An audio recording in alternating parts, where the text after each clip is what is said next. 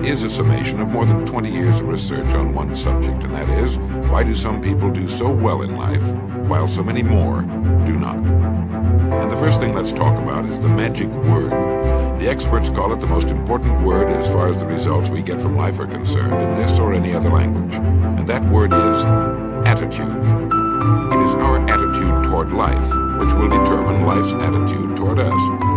Let's face the fact honestly that we shape our own lives, and the shapes of them will be determined by our attitudes. A person with a poor attitude toward learning, for example, isn't going to learn much until he changes his attitude. If we take the attitude that we cannot do something, we generally will not do it.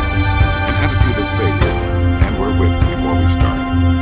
So we know then that what we receive from life, what we accomplish or fail to accomplish, is due in large measure to our overall attitude.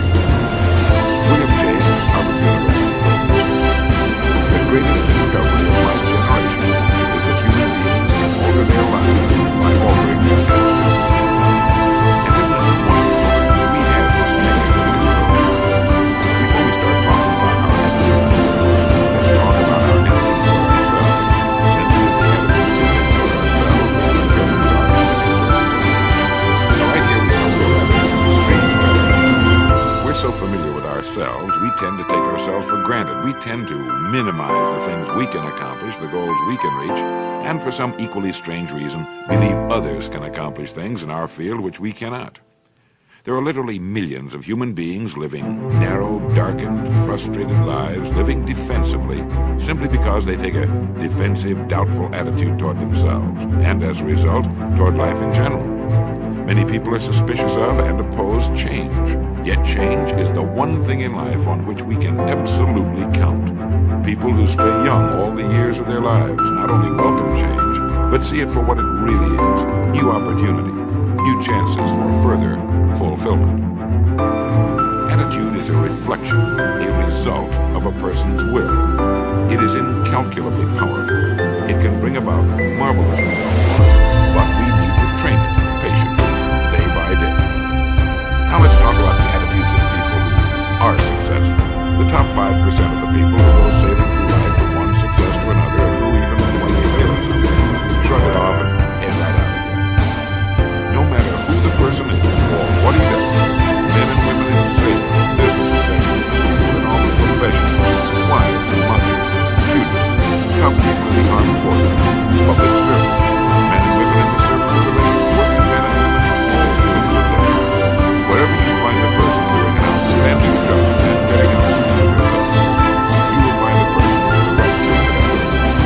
These people take the attitude toward themselves that they can accomplish what they set out to do. There's no good reason on earth why they can't be competent, successful. They have a healthy attitude toward themselves and, as a result, toward life and the things they want to accomplish.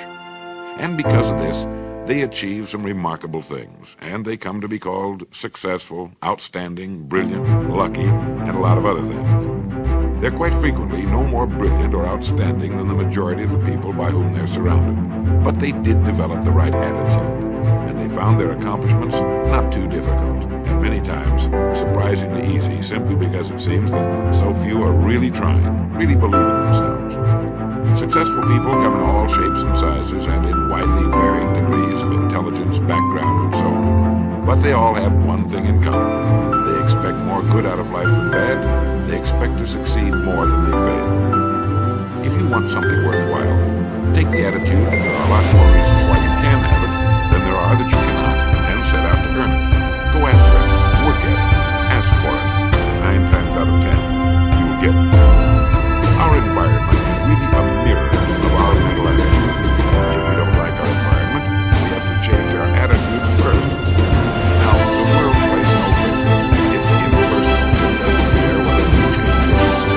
Adopting a good, healthy attitude toward life does affect the world and the people in it, nearly as much as it affects us. It would be impossible to estimate the number of jobs which come out, the number of promotions, the number of sales not met, the number of marriages ruined by the attitude. But you can number in the millions the jobs which are held but needed, the marriages which are tolerated but unhappy, all because of people who are waiting for the world and others to change toward them, instead of being big enough and wise enough to at least make a test which will prove beyond any shadow of a doubt where most or at least a big part of the trouble lies.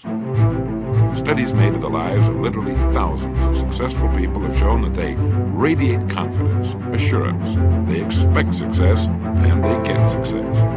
You can spot these people by the way they walk, by the way they look and act. You can feel it about them when they enter a room.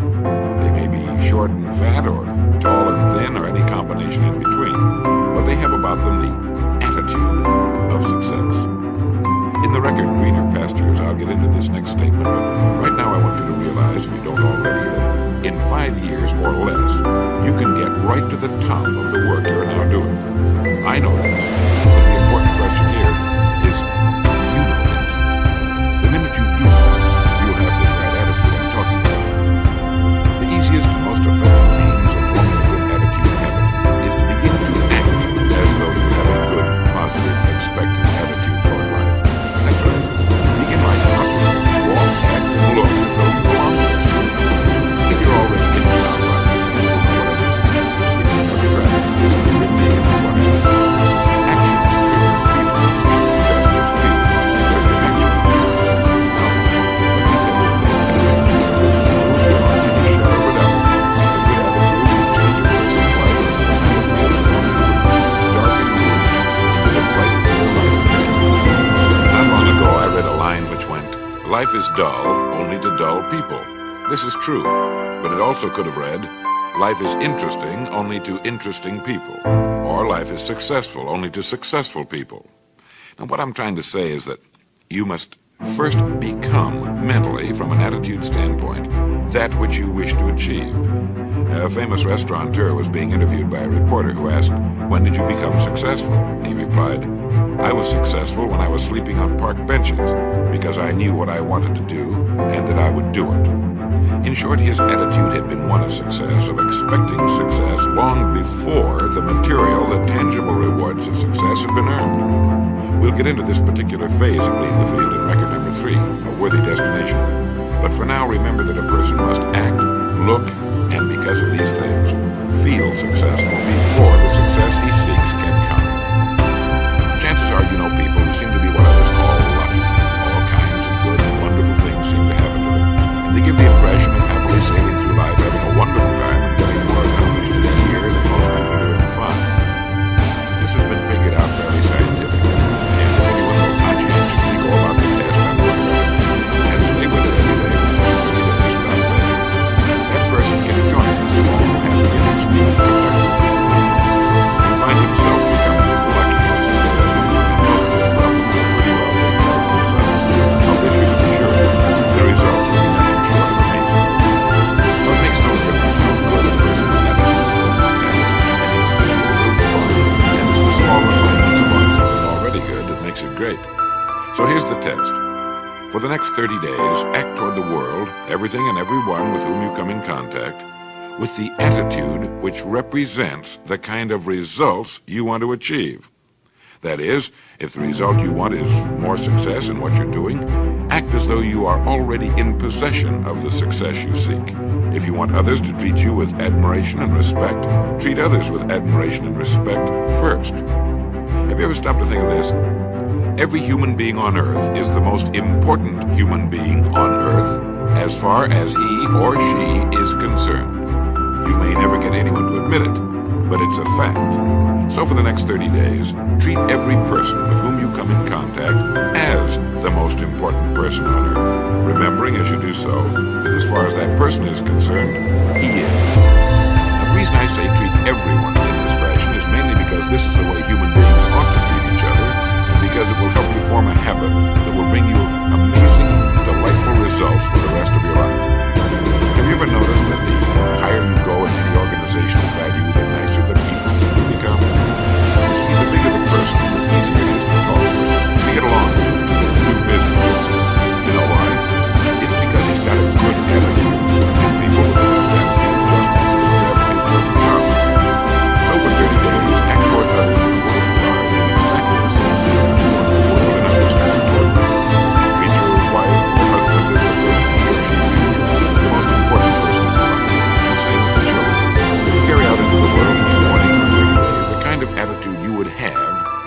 you were the most successful human being on earth. And notice how it quickly develops into an habitual attitude.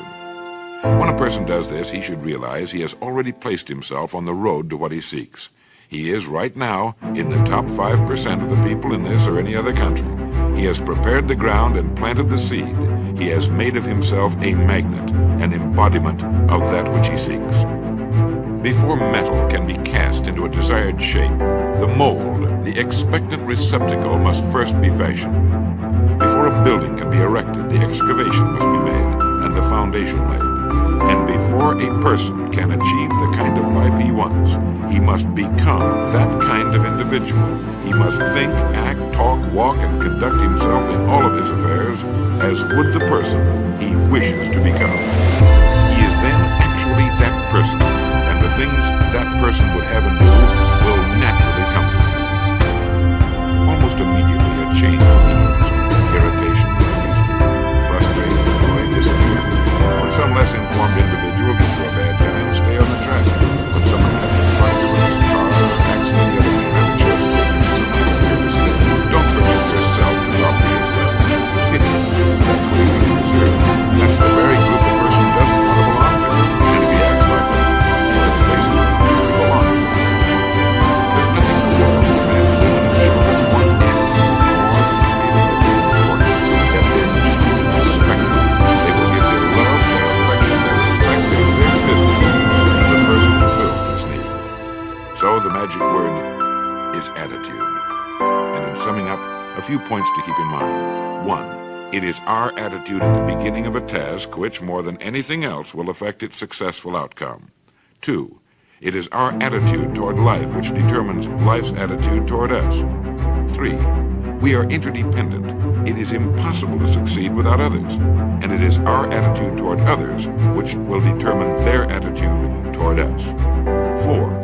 Before a person can achieve the kind of life he wants, he must become that kind of individual. He must think, act, talk, walk, and conduct himself in all of his affairs as would the person he wishes to become. 5. The higher you go in any organization of value, the better will be the attitude you'll find. 6. Your mind can hold only one thought at a time, and since there's nothing at all to be gained by being negative, be positive. 7. The deepest craving of human beings is to be needed, to feel important, to be appreciated. Give it to them, and they'll return it to you. 8. Look for the best in the ideas. As someone said, I've never met a person I couldn't learn something from. 9. Don't waste valuable time broadcasting personal problems. It probably won't help you. It cannot help others. 10. Don't talk about your health unless it's good. 11. Rate your gratitude of well-being. Confidence in a person who knows what is good. This will inspire those around you. Find good in health. 12. Lastly, for the next 30 days, treat everyone who will come in contact as the most important person on earth. If you do this for 30 days, you'll do it for the rest of your life. In the next recording, I'll talk to you about greener pastures. But now in closing, remember the words of Walter Dill Scott of Northwestern University. Success or failure in any undertaking is caused more by the mental attitude even than by mental capacities. Thank you.